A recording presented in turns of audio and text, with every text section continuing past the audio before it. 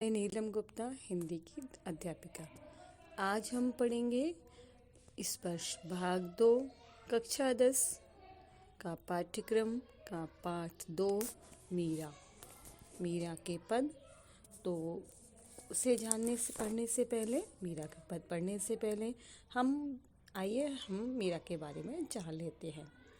मीराबाई का जन्म जोधपुर के चौकड़ी गांव में हुआ था 1503 में। कहा जाता है कि 13 वर्ष की उम्र में उनका विवाह मेवाड़ के महाराणा सांगा के कुंवर भोजराज से हुआ था। उनका जीवन दुखों की छायाओं में बीता।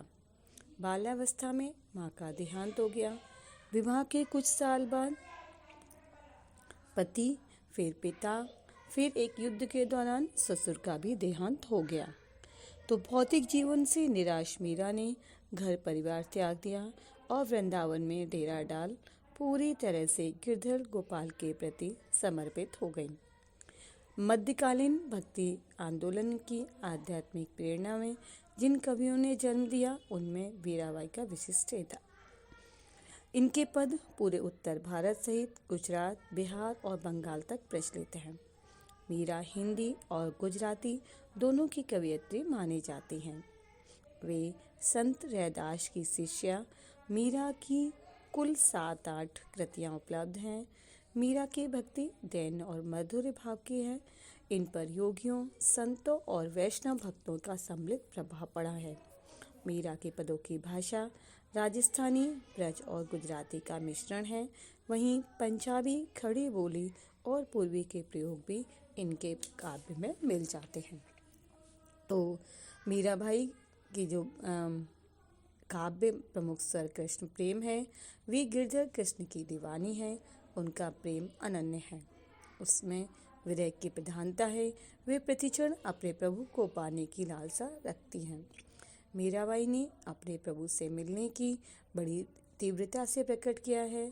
ये मीराबाई ने शांत रस के पद भी रचे हैं। उन्होंने संसार की क्षण भंगुरता का भी उल्लेख करते हुए मनुष्य को कृष्ण भक्ति में अनुरक्त होने की सलाह दी है। तो आइए पाठ का प्रवेश जान लेते हैं। कहते हैं, पारिवारिक संतापों से मुक्ति पाने के लिए मीरा घर द्वार छोड़कर वृंदावन में जा बसी थी और कृष्ण की भक्ति में लीन हो गई। इनकी रचनाओं में इनके आराध्य कहीं निर्गुण निराकार ब्रह्मा, कहीं सागुण साकार गोपी बल्लभ श्री कृष्ण और कहीं निर्मोही परदेसी जोगी के रूप में संकल्पित किए गए हैं। वे गिरधर गोपाल के अनन्य और एकनिष्ठ प्रेम से अभिभूत होती थी। प्रस्तुत पाठ में संकलित दोनों पद मीरा के इन्हीं आराध्य को संबोधित हैं। मीरा अपने आराध्य से मनुहार करती हैं, लाड़ लड़ाती हैं, तो अवसर आने पर उन्हें उल्हाना देने से भी नहीं चूकती।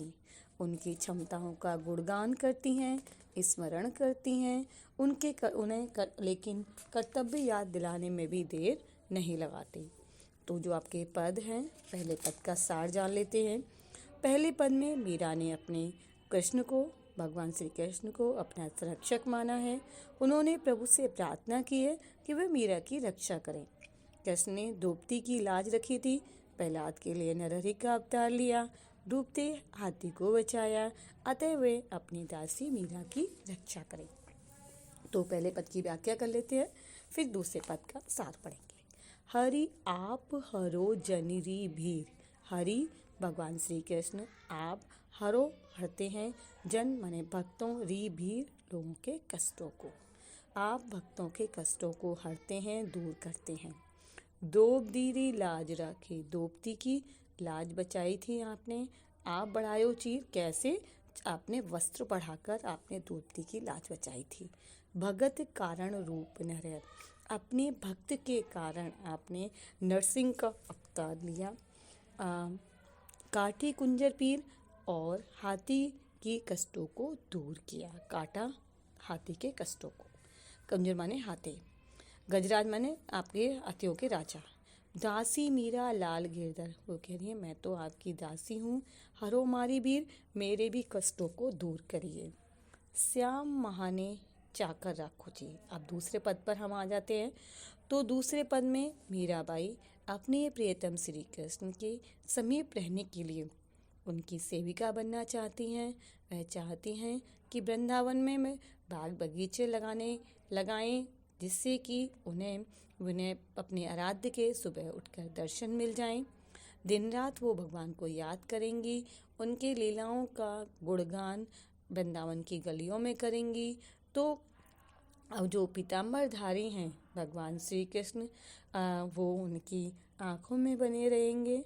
जो श्री कृष्ण भगवान हैं, जो गाय चराते हैं, मुरली बजाते हैं, उनके लिए ऊंचे ऊंचे महल बनाकर उनके बीच में बाड़ी रखकर अपने दर्शन सामरिया के दर्शन करना चाहते हैं और केसरिया साड़ी पहनकर अपने आराध्य के दर्शन करना चाहती हैं।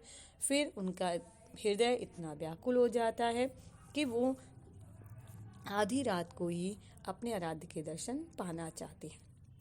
श्याम महाने चाकर राखो जी। श्याम, ये राजस्थानी शब्दों का प्रयोग यहाँ पर आ गया है। महाने, तो श्याम मुझे दास रख लीजिए। गिरधारी लाला माने चाकर राखो जी। गिरधारी, गिरि को धारण करने वाले श्री कृष्ण भगवान, मुझे चाकर रख लीजिए। चाकर रहस्यूं, चाकर रहकर बाग लगास्यूं, बाग लगाऊंगी। नित उठ दर्शन पास्यूं, प्रतिदिन आपके दर्शन पाऊंगी। वृंदावन की कुंज गली में, वृंदावन की जो पतली पतली गलियां हैं, गोविंद लीला गास्यूं, उसमें गोविंद की लीलाओं का गुणगान करूंगी। चाकरी में दर्शन पास्यूं, चाकरी में मुझे आपके दर्शन पाऊंगी।